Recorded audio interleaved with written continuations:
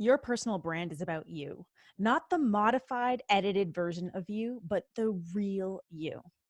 Join me and online branding and marketing strategist, Ashley Hannawacker, for a conversation that uncovers the value of authentic content creation. In this episode, you'll learn how to create the confidence to pump out content like a champ, the importance of staying connected to your why when you're creating content, and a process to help you get through your biggest fears, and how to get yourself out of the shame, secrecy, and self-judgment loop so you can create your content from a space of love. You'll also see me and Ashley putting our money where our mouths are as we navigate through an unexpected fire alarm, some laughing fits, and snorts as our most authentic selves. Ashley Hannawacker is an online branding and marketing strategist, entrepreneur, business owner, best-selling author, and speaker. She entered the digital space in 2012 as marketing director for an ABC Shark Tank company, where she was a major assist in 500% company growth within the first year and landing the company as the #1 fastest growing private company in San Diego. Ashley went on to found Omni Media Marketing in 2015, now known as Ashley Han Branding and Consulting, an online branding and consulting company that helps brands amplify their web presence so they can make more money and more impact. Ashley is also very passionate about personal growth, mindset, and emotional intelligence, through which she has led various presentations, coached leadership trainings, and written a #1 best-selling book, Magnetic Confidence: Attract the Results, Relationships, and Life You Want.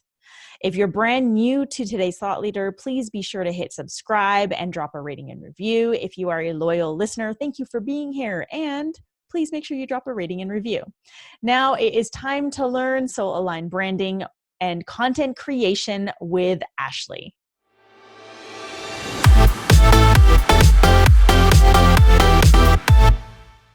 Hey, thought leaders, I am back with a very special new in my life soul sister who I had the recent gift of being in her presence in Bali when I was speaking at the Elevate event. We've been in each other's peripherals for a while, I think, on social media, but when we connected in person, it was like our worlds collided, and I think we both said something along the lines of, why weren't we friends before?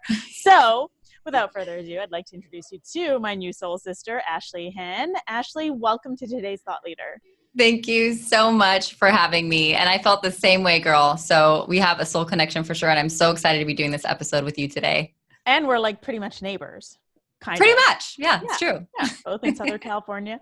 One of the things that so I love when I bring guests on the show who like really inspire me. And there is this confidence and genuine nature about you that you bring to your social media. And I know that like you're a content creating queen, like you're website and branding expert, and you take your own content creation and put a really genuine spin on it. And it wasn't until like I finally met you in person that I was like, whoa, like what you see is like literally what you get. Thank you for saying that. That really means a lot to me. Yeah. Well, it stands out, right? Because I think in the world of social media right now, everyone's trying to be something. Everyone's trying to manipulate how they're being seen and how they're being perceived because they need to fit, X, Y, Z. And the ones who stand out are really the ones who are bringing their genuine nature to the table. The ones who are really being their authentic selves, as like cliche as that sounds. That's so true. It's right? Absolutely true. And otherwise, if you're trying to be like everyone else, you're commoditizing yourself. Ooh, mic drop. I feel like I need like sound effects on my show, and like one of them has to be the mic drop. Oh, you should definitely have that, girl. That's a great idea. Yeah. Tell us more about that. If you're not being authentic, then you're just a commodity. Absolutely. And this is the problem is there's so much great content out there. And what we tend to do is we'll start to compare ourselves. It's Mm. natural. It's human nature. We all do it. Mm-hmm. Okay, so we'll start to compare ourselves to other people. And then we start to create content that's like that other person because we admire them or because we want to be like them, right? And so then we become more and more, everyone starts looking the same. All the content starts Mm-hmm. looking the same, Mm-hmm. AKA you start becoming a commodity. You're actually went from being a competition of none because there's no one like you to Mm-hmm. being a competition of thousands of people because you're not being yourself. There's no one like you. So the more you try to be like somebody else, the less you're being you and the more you're commoditizing yourself and actually increasing your competition. So it's the opposite of what you think you're doing. Right. It's like, it feels like it's counterintuitive, but once you start to shift into that direction, you actually realize how intuitive it is. I know for myself, I started that way where I was always sharing transparently. It's actually how I became a coach. But when I started doing video, that's when things started shifting. Like I found that my writing was always raw and real, but then video did something totally different. And I know my audience is probably like, what do you mean? Your videos are really raw. It's like, no, if you rewind to like 2015, they were a little different. I'm not saying do that, but you can if you want. So I'm wondering if like you had a similar journey with that in terms of because you pump out a lot of videos as Mm. well as other content, but there's a lot of videos. And there's something to be said about that because there's something about having that camera in front of your face. People will all of a sudden, it's like, beep, and Yeah. it's very natural. It's normal. I was like that. I remember when it used to take me like hours to shoot a 1 minute clip. Right. I mean, you remember those days, right? Yep, You're like, ah. definitely. So, I mean, we all go through it. And here's the thing. At the end of the day, if getting behind camera makes you feel uncomfortable, well, first of all, good. It's good to feel uncomfortable. That means, yay, there's growth to do. Like, I have a chance to grow here. Mm-hmm. Second thing is when you start speaking at first, just like anything else, think about going to the gym and growing a muscle at the gym, right? Mm-hmm. If you want to get a bigger booty, okay, whatever, Mm-hmm. get bigger arms. It's going to take the first few reps, the first times you go, it's going to be hard. It's going to feel super uncomfortable, right? Yeah. But you got to get in there and do the reps. You've got to keep going because that's the only way you're going to grow that muscle. Same with being on video. It's a muscle. Just like you grew it over time. You got better and better as you went because you continue to flex it. Now, what most people do though, is they'll feel uncomfortable and they don't like that feeling. Mm-hmm. And so then they shut down and they won't do it.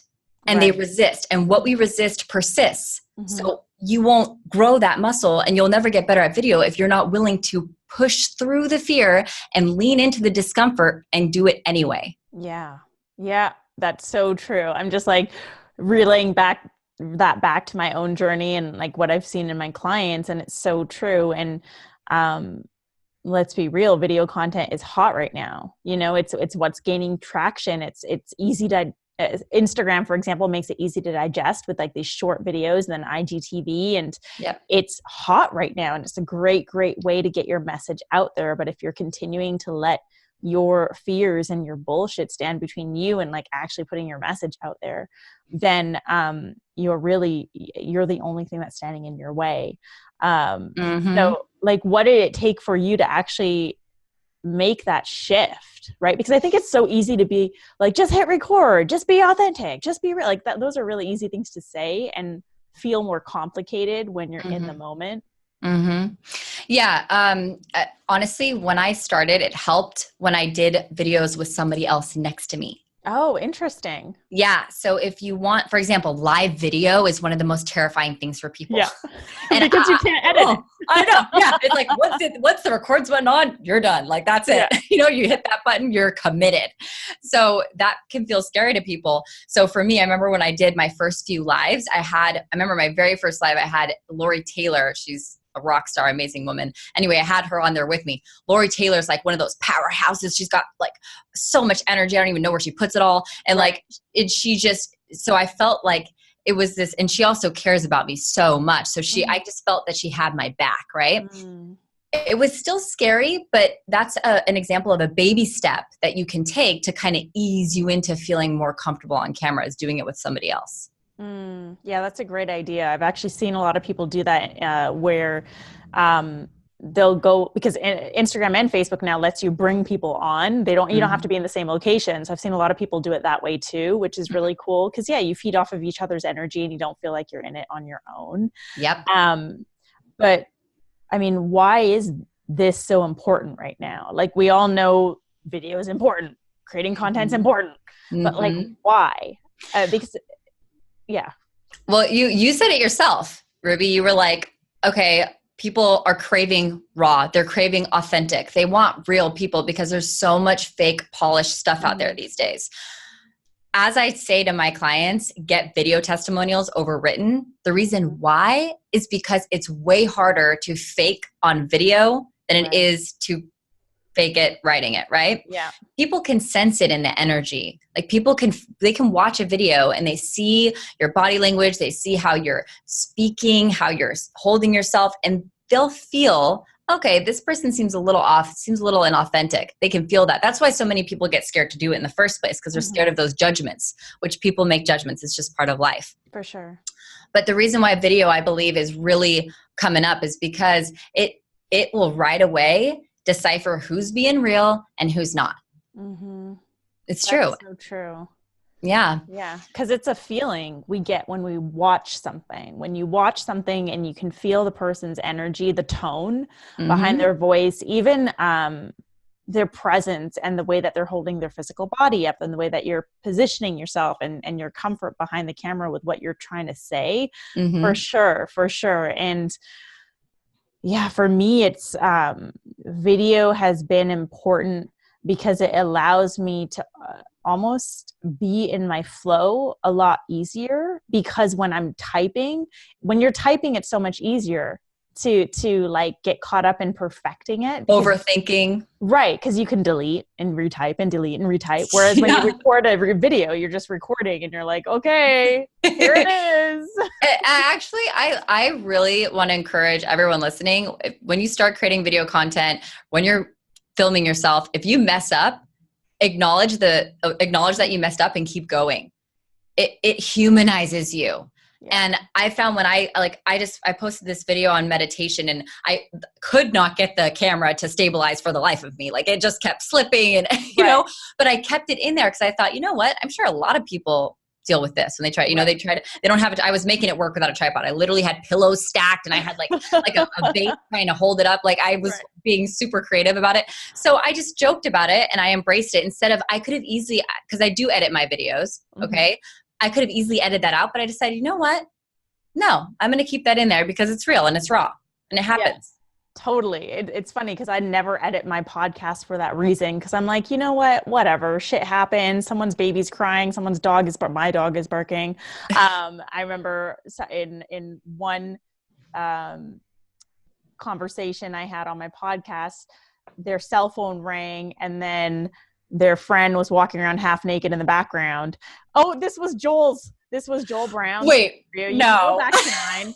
You can go back to that episode. I'll actually link it in the comments. But his cell phone rings. And then I think it was like Juvan Langford was walking around the background with no shirt on and then waving at the camera. And I was just like, oh, hey, what's up? But it's right, because that's what humanizes. And that's what I feel is missing in marketing. Period, yes, absolutely. The humanizing factor. And that's what a personal brand is. And that's what people got to get. And personal brands are on the rise, right? More and more people are stepping into the light, creating their personal brands. What is the most important thing to get is the best part about having a personal brand is it is you. You don't have to mold or, try to fit yourself into a company or some other brand that's not you, right? You are you. So it's actually a beautiful opportunity for people to really own every aspect of themselves, like own their goofiness. I was actually telling Joel this. I was saying, be more like, he's got a total dorky, goofy side. Okay. But I'm like, I'm excited for him to show that more on camera because a lot of his followers don't also see that side a lot of the time. Right. But that's part of who he is. And that's what's so beautiful is the more we allow ourselves to be authentic, but raw, right? Not modify, not edit, not try to be perfect because that's not real. The more we do embrace our human personal brand, the more powerful our brand becomes. Yeah, I think what you said about not modifying and not editing that resonates, because I think a lot of people we hear the word authenticity thrown around so much that I feel like it's losing what it actually means. And I think a lot of people are trying to be authentic when authenticity is just being. Do you know what I mean? Like, people Yep. are trying to be real when being real is just being. And so a reframe is like, hey, just don't modify, don't edit. Mm-hmm. See what Absolutely. happens. Yes. See what happens. And people appreciate that. They appreciate that because, again, it humanizes you, but then your audience can see themselves in you. Mm-hmm. And Yep. It I know creates for connection. and I know for myself, like, the people I look up to are not these people that place themselves on pedestals so high that there's nothing that I can connect to them with. It's like people who I can genuinely see a connection with, or see a bit of myself in them, Mm-hmm. and also be inspired by where they're at. Mm-hmm. Absolutely. And even you did this when you were speaking, Ruby. At one point, I remember you got off the stage and you were like, "Hey, look, it's me and you. I'm no different than you." And you created that connection with the audience, and you Mm-hmm. dropped down and I thought that was really powerful, by the way, when you did that. And Thank you. I don't yeah, remember. I never oh, remember what I'm doing. you were channeling, I'm sister. just You were straight up channeling. channeling on the stage, and I'm just like, I've been rewatching the video. I'm like, I said that. I said that. Wait, what? I saw you. I know. I saw your eyes just now. You're like searching in the back of your brain for that memory that's not there. But that's how real in the moment I was. That's the best, actually. A lot of who I just watched somebody talk, and it was a guy at this talk I was at the other weekend in Florida, and he said we talked to him afterwards. He goes, "Oh yeah, no, I have no idea what I said. I blacked out." Like, so casually, but it's true. And you know what? That's a good point. Is also you can do that on. We're talking about video when you're creating Yeah. content, like. When you're in flow, that's what it feels like. You're channeling. It's almost like you enter this vortex or something, Yeah. right? Yeah. And you don't know, Mm-hmm. like, half the shit that's coming out of your mouth, but it's also like shit, because you're not trying to um, manipulate the message. You're just sharing the message Yep, from the heart. from the heart. And Uh-huh. that's what's felt. And I think, like, your entire brand is really, like, built around helping other people with their branding and with their marketing. And I feel like it's such an interesting time for you right now in that position, because the world of branding and marketing is shifting, because our conscious collective is shifting, right? I feel like, Mhm. and correct me if I'm wrong, but I feel like we're going from the space of, like, inauthentic branding and marketing to really conscious, intentional, genuine, authentic branding and marketing. And it feels like a very exciting time to be doing what you do. Yes, absolutely. What you said is honestly right on. It is so exciting. And we're seeing it. The consciousness is raising. It Mm-hmm. really is. And it's beautiful to be a part of that. And that's part of my mission. So my mission is creating oneness, raising the consciousness. And I believe that one of the most powerful ways and impactful ways that I can do that is by supporting other conscious leaders who are creating their Mm, own impact. That's increasing the ripple effect. right. Yeah. Yeah. So we have a bunch of listeners who are just that. And maybe they're in that space of, like, you know what? Yeah, like, I've been comparing myself to other leaders, and I've been trying to create things based upon what I see. How do I start to, like, connect back in and understand how I'm meant to or built to create this content? Because I think that's where people start to spin their wheels. I think that it's not that a lack of desire of showing up authentically. I think the desire is there, but it's, there's the fears, which we've already talked about. And then there's, like, the how. Like, Mm-hmm. how do I do this? How do Yeah. I be real? Yeah, I mean, that's the thing. It's funny, especially if you have someone who's sort of more of an analyzer personality Mhm. type, aka me. That was me. That is me. And we'll start to overthink, and we focus so much on the how that we lose sight of our why. Mm. And that happened to me for, honestly, I was thrown off course for like a whole year because of that. And I was so consumed with the how and getting it right. That's a big one. Getting it right. There is no right or wrong way to show up as yourself. Like, just literally not.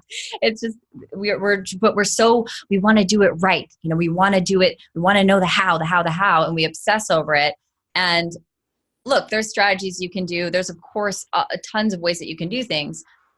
The most important thing that's going to, I believe, continue to drive you forward is having a powerful why. One that's going to carry you. Like I was saying this too, is having a why that literally when you think about it, it makes you cry.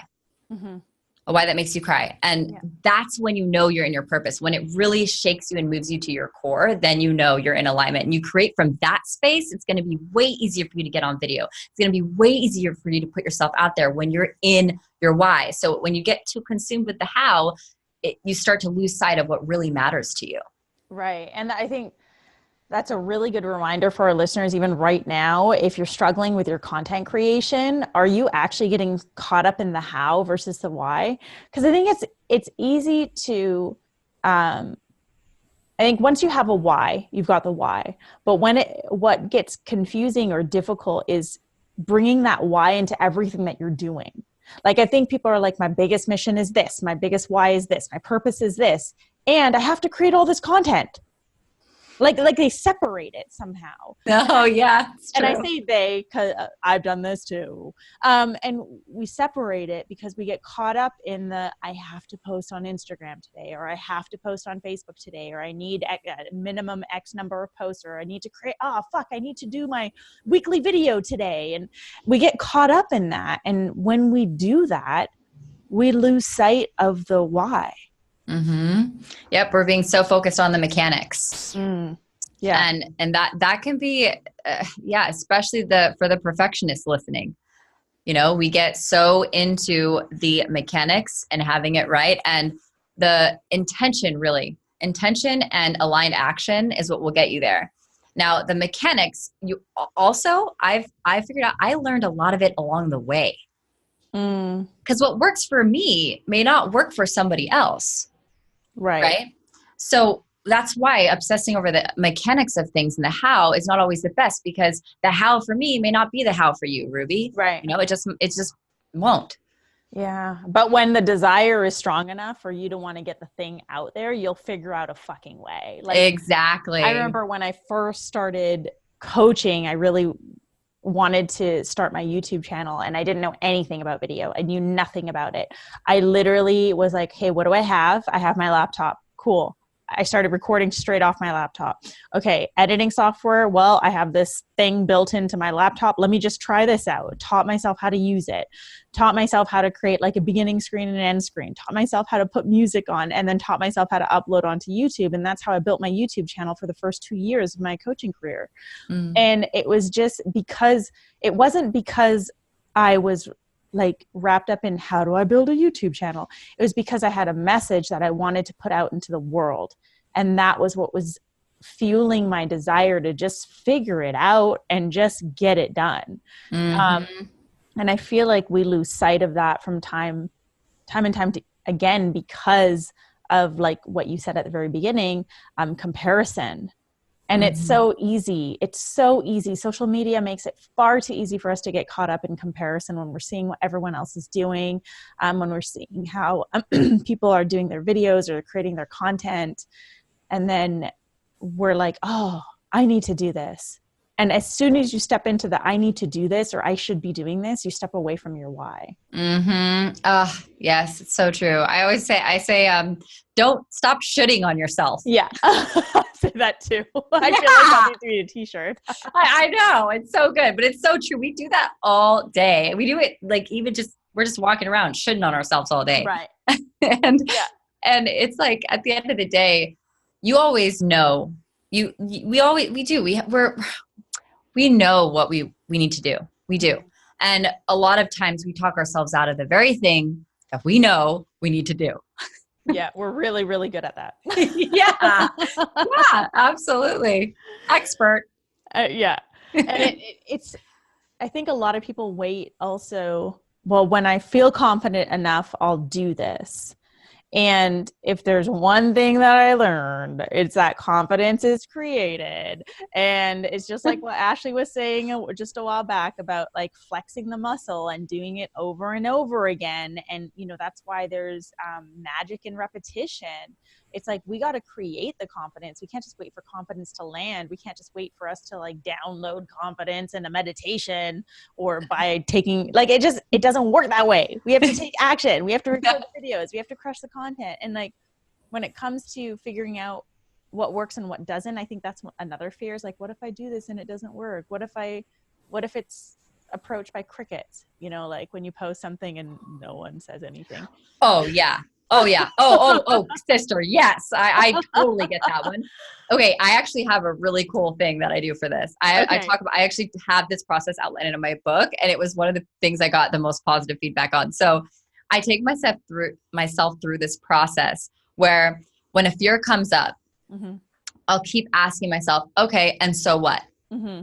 Okay. And so what? Like I'll literally keep asking myself, okay, so I messed up on camera. Okay. Then what? Mm-hmm. Okay. Oh, well then, you know, people are going to think I'm dumb. Okay. So some people think you're dumb. Then what? Mm-hmm. Well, then I'm worried. I mean, then what if they tell other people I'm dumb? Mm-hmm. Okay. They tell other people you're dumb. Then what? And you start to get down this whole path where you just uncover that at the end of the day, you're not going to die.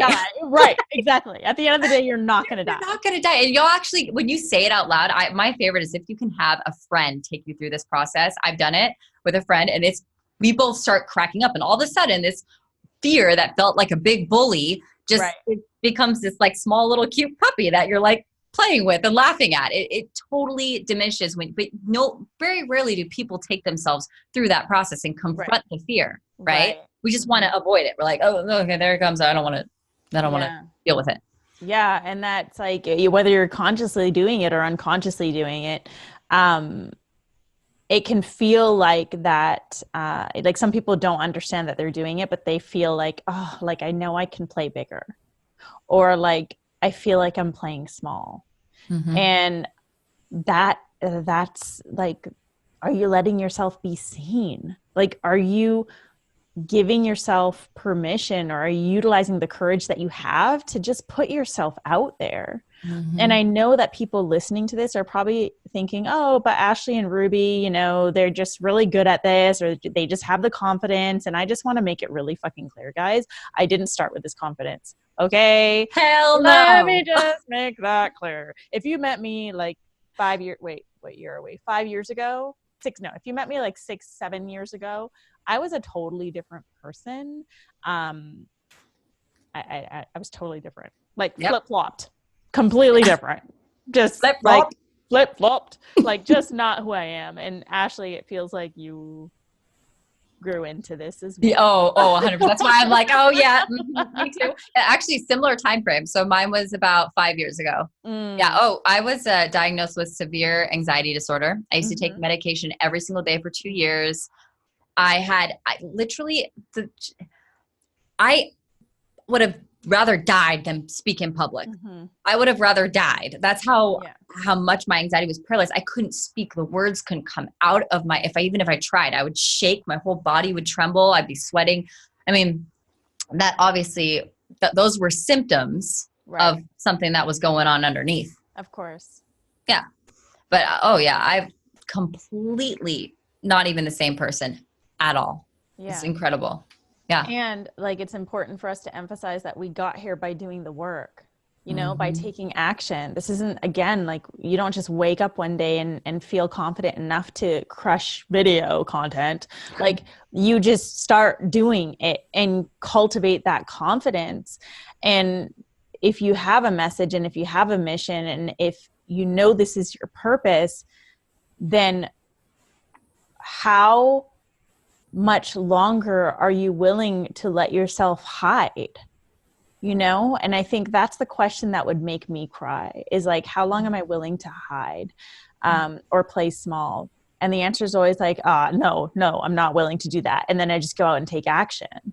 And the sad part about that too is we're hiding because we hide because we feel some sort of shame, right? But then you put yourself in this like loop because secrecy breeds shame. So you literally, and this is where I was. So like when I talk about this, it's like, man, this hits home because I literally kept myself in this never ending loop where I was keeping myself a secret, hiding because I felt ashamed of who I was and I didn't accept myself. And then so I would hide and that would breed more shame and more secrecy. It just was this feedback loop for me. And I was creating my self-fulfilling prophecy of all the things I feared were legitimately happening because I was in pure sabotage mode. That's so important for our listeners. The shame and secrecy loop. Because I think a lot of people get caught up in that, and you might have just blown some minds right now with people just recognizing it for the first time that they're doing this. So for those people whose minds were just blown because they're like, wait, shit, I'm doing that. How do you get out of that loop? Girl, this is, yes. Okay. So the only way, because we all have darkness, right? We all have our own darkness inside of us. It lives there. The only way that we can overcome our darkness is by shining light on it. We must absolutely acknowledge and embrace those parts about us in order to gain power over them. That's the only way it will happen. So I said earlier, remember, what we resist persists. So if you're resisting parts about yourself, the dark parts about yourself, they will not just persist, but they'll grow and they'll fester. Like I said, the feedback loop. Now, if we are courageous enough to confront and not just that, but embrace. What is that? What is this sound? Is it a fire alarm? Hold on. Is that my house? It's my house. Oh, okay. That's why I'm like, wait, I need to take off my earphone. Oh, talk about real raw. Here we go. Real raw. We manifested this, girl. We manifested this. We this. manifested this to prove a point. And I can hear my husband, like, actually in the hallway trying to muffle the sound. He's probably like taped some towels.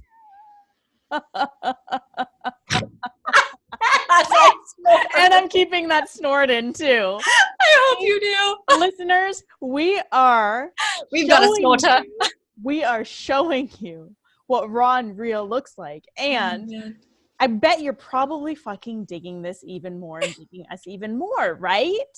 Because like it's seriously, like when I see people just going with the flow and owning who they are and owning their fucking snorts and going along with the fire alarms, like I'm just like, good for you. Like, yes, this is humanizing the whole experience. Absolutely.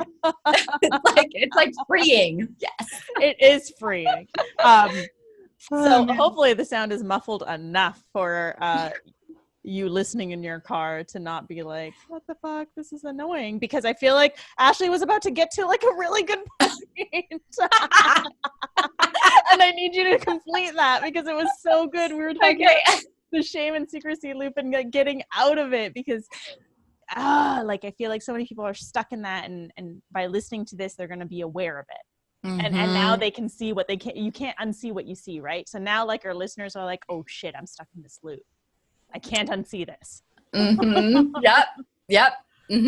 And the thing is sometimes what will happen is we'll become aware of a dark side of us or a dark part of us, and we'll immediately judge it. Yes. We'll immediately shame it. Yes. And that's the part that's why it was critical. I said, we must embrace it. We must embrace it, because truly, anytime that we say we have an issue, say we're struggling with experiencing anger or frustration, right? Say that's a struggle of ours. We have trouble controlling our anger, frustration. Well, that dark side of us, it actually comes from our innocence. It's our innocence acting out. So if you can look at yourself with those fresh eyes and see yourself through the innocent lens and seeing yourself as an innocent child, because we all have that child inside of us. you suddenly begin to look through a lens of love. Mm-hmm. And that in and of itself is so powerful, because what you're doing in that moment is you're breaking that loop. Mm-hmm. You're saying, hey, you know what? I can love this about myself. I can accept this about myself. And this is the part that's cool, is we start to learn, okay, this stuff that comes up for me, that it's clearly not working. Like, it's not Right. helping me, right? So once we realize that, and we don't push it away, but we realize that, we're like, okay, I accept this part of me. I do understand that it's not serving me. Mm-hmm. That's you now are at a powerful choice point. There's no shame involved. There's no judgment involved. You're just at a clean choice point of if this is not serving me, I can choose from the person I am today and the person I want to be tomorrow. Mm-hmm. What can I create here that would serve me? Fuck yes. Yeah. Yeah. Fuck yes. I And mean, you're empowered. yeah, because like otherwise you're either running on autopilot, right? And playing back into that loop, or replaying your patterns. And then there's that moment where you wake up, which hopefully a ton of our listeners and viewers just got. And you're like, okay, now I recognize that I'm doing this. And once you recognize it, you're like, I want to change. You can continue to play the same patterns. You can continue to feed the same loop. Mm-hmm. Or you can create changed behavior to get the results that you actually want, to get to where you want to be. And so for the example of creating content and creating video content, if you want to be the person who pumps out a video a day, be the fucking person who pumps out a video a day. Like, just pump out a video a day. You know, it's like when I went from I've always worked out my entire, like, I think I started working out with trainers when I was 20, and just constantly working out. And I remember hitting a lull in my 30s when I was in my addiction phase and I wasn't working out as much, and then getting back into it. And I remember saying to myself, oh, it's so hard to get back into working out 5 days a week. Like, I kept saying that to myself, and I was like, well, no wonder it's hard, because I continue to tell myself it's hard. I want to be the person who works out 5 days a week. Let me just be that. And it was like the next day I just started waking up 5 a.m., go work out. And I just became that, because I decided to be it no matter what shit. And trust me, not every day, like, I want to wake up and I'm like, I want to go to the gym. Like, no. And it's the same with videos. Like, I do daily rants probably 4 to 5 times a week. And every day I don't think to myself, oh, this is something I really want to do. But I prime myself by reminding myself of why I'm doing it. Like, and I think that's the other thing I want to touch on, is like pushing content out for the sake of pushing content versus like being intentional with it. And I know you said like taking aligned and intentional action before, but I would love to hear your thoughts on that, because I think that there's a lot of people just trying to push content for the sake of pushing content. And the problem with that is people will know and people will feel that, because then it becomes inauthentic. Then it becomes forced. It's literally forced content. And that is not good. That's not good content anyway. Right. Something that I recommend for that. And here's the thing. You don't have that whole forcing thing, that doesn't exist. You're putting the pressure on yourself. Nobody is putting that pressure on you but you. So once you realize, like, hey, this is something I've made up in my head and I'm pressuring myself, like, let that shit go. Like, let that go. Yeah. And focus on coming from, as we said, coming from your heart, coming from where you genuinely want to speak from. So something that I do that's really helped me with this is I actually keep a running Google Doc just so I can access it anywhere, like from my computer, from my phone, wherever. And anytime I get, because a lot of times we'll get hits of inspiration for content just randomly. Like, we'll be at a festival, or we'll be at an event, and it'll hit us at that point in time. We don't have we can't leave. We got to stay present. We can't leave and put a post, write a post. Right. So what I do is I put it in that Google Doc as like, oh, this is going to be my next post. Like, I need to talk about this. Right. Yeah. So then you have all of these places that you can pull from. And you're also, to me, that was such a huge game changer for me when I did that. Honestly, it's such a great way to create content, because A, it's coming from a real place. Okay. B, you're not wasting these moments where you had the aha moment, you jot it down, you're not going to forget it. Because there's times where I'm like, oh, all right, yeah, I got to remember to write about that. And then obviously You life lose it. happens Yeah. and you lose it. But you have a document, then you are always creating content from a place of realness, Mhm. of actually a pure intent of wanting to share that message. Yeah, Mhm. I fully am on board with that. I use Evernote for, and I have like notes on everything, and like, oh, this would be a good daily rant topic, or this would be a really good IG post, and because yeah, I get hit with stuff. Sometimes I have a notebook on the side of my bed, and for those times when I wake up in the middle of the night and I'm like, oh my God, that's such a great idea, and Yep. then I write in my notebook just so I don't have to turn my phone on and write in it and be woken up. But I Mm-hmm. love that because I think that's one of the things that also is what do I say? Like an excuse that we give ourselves, like, I don't know what to do today. It's like, yeah, but if you continue to like pay attention to your ideas and keep track of them, you'll never run out of things to say. And if you're being real and not trying to conform or fit a box, you'll never run out of things to say because you're just being you. Yep. Yeah. Mm-hmm. It's so true. And the journal by your bed, those of you listening, such a good idea. A lot of times some of the best ideas hit us because when we're laying in bed, we're sort of, before we go to sleep, we're sort of in a meditative state. Mm-hmm.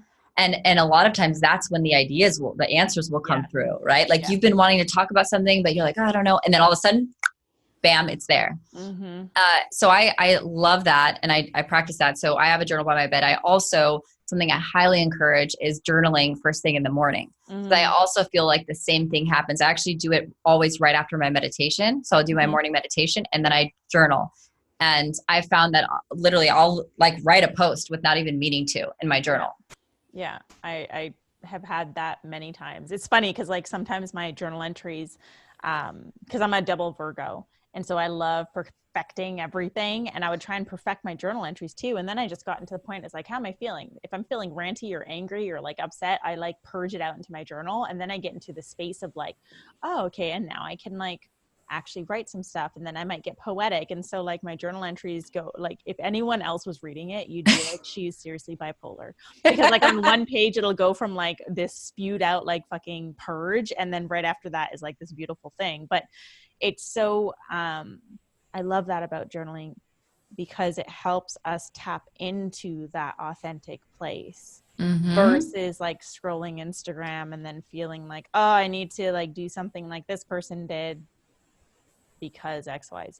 Mm-hmm. And there's Yeah. a caveat to that too, is because I've had also people reaching out saying like, what do you journal about? Like, what do you Right. write about? They don't understand that like, well, journaling, it's like foreign to them. Right.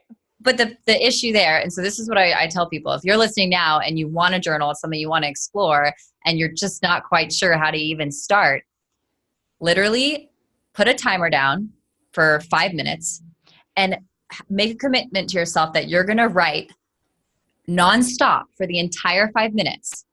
And you're not even going to think. It's going to be a stream of consciousness. You may even write twice, 3 times in a row. I've done this before. Mm-hmm. You may write 3 times in a row. I don't know what to write right now. And I don't know what to write right now. You may do that.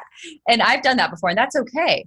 The whole Yeah. point is don't judge your process, just go with it. But you'll be surprised what comes out when you let Mm. yourself, when you unhinge and you let yourself go free and just free write and do a stream of consciousness. It's very powerful practice, especially if you're just new to journaling and writing. I love that. And that is something that you can put into action right now. So try that out, listeners. Let us know how that goes. Ashley, we are at the end of this episode, fire alarms and snorts and all. Is there any like final thought that you want to leave with our audience today? You are perfectly in your process. Mm. Don't judge your process. Where you are is exactly where you're meant to be right now. And the more you embrace that, the more powerful your content will be. Mm. And the more people will be able to experience who you really are. Mm. So don't judge your process, be with it and embrace every part of it. And you know what? Freaking enjoy yourself while you're at it. Okay. Yeah. Don't be so fixated on this destination. It's all about the journey. So enjoy your process, embrace your process, and have fun along the way. Yes. Thank you so much. That was so good. Ashley, I appreciate you immensely. Thank you for being here, for sharing your truth, for just being the real, genuine woman that you are. I see you and I appreciate you. Thank you. Thank you so much, Ruby. Why don't you tell our listeners how they can stalk you online? And I'll be sure to have all this in the show notes. Yes, yes. All stalkers welcome. My Instagram is at ashley.han, and that's HANN. And then my website, same thing, ashleyhan.com. Awesome. Well, to our listeners, thank you so much for joining us on today's Thought Leader, where we are challenging you to rise up, speak up, and create a movement. If you dig this episode, please share it with a friend. Don't forget to hit subscribe and drop a rating and review. And if you have any questions for myself or Ashley, please hit us up on social media. Let us know that you listened to this episode and ask the questions or share your stories. We'd love to hear from you. And I will see you back here on Thursday for a brand new episode of today's Thought Leader.